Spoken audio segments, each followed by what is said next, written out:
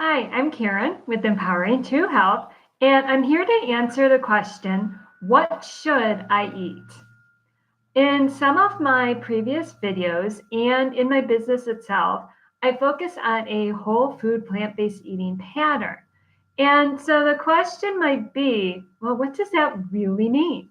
So today I want to step back and explain what that means. First of all, I want to make sure that the emphasis is on an eating pattern.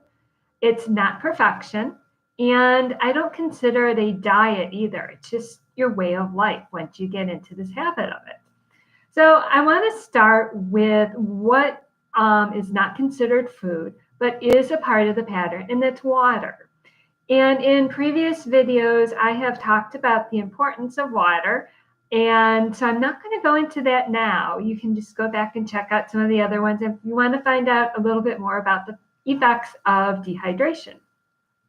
We should be eating a lot of legumes, which are beans, squashes, potatoes, corn, and other whole grains.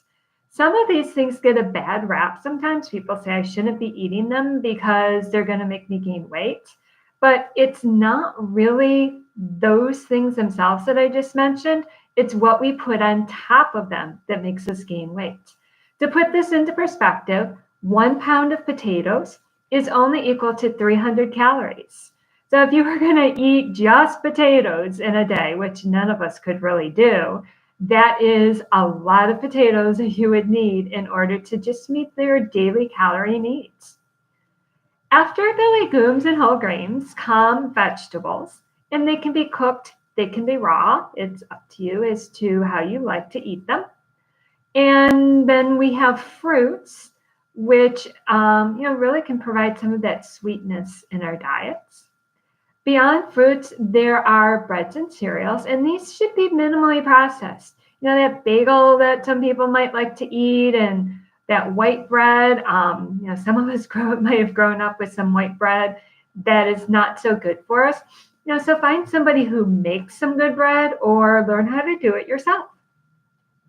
You should include some high-fat plant foods in your diet, and these can include things like nuts, avocados, seeds, and olives. Now, this should not be a big part of your diet, but if you're going to have some avocados, put it on a little bit on a salad, or just a couple nuts, not a bowl or a handful.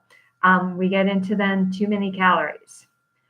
In this eating pattern, animal foods are optional.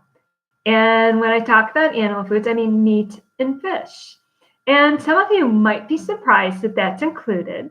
But if you're looking at a population that lives for a long time, and there are many of them, they do include some animal products in their diet. So that's a couple times a week. Grass-fed organic is the best if you choose to put them in your diet. Again, this is optional. Some people don't want to at all, or some people say, oh, I can't give up my meat. So here is your chance for that. And then occasional treats. There is no way that people are going to say no more ice cream or no more cookies or no more cake. So include this as a part of your diet on special occasions. Like birthday cake on your birthday, some chocolate on Valentine's Day. Now, if you go on other places in the internet, you can find a special holiday for every day. Not what we're talking about here. These are the traditional holidays. So as you are eating these foods, it's a combination of all of them together is what works to keep us healthy. We often hear about a superfood, and that's going to solve all of our problems. Include that superfood with the rest of your whole food plant-based eating pattern. But if you're eating that and then eating a standard American diet, you are probably going to be disappointed. Also, as a part of that pattern, then, eat what you like. Your taste buds do change over time. So if you tried something in the past that wasn't so good, you might want to try it again at a different time. And then also try some different spices, try some different recipes with the spices in them, and you just play with it and see what works for you. And Another advantage is you can eat till you're full.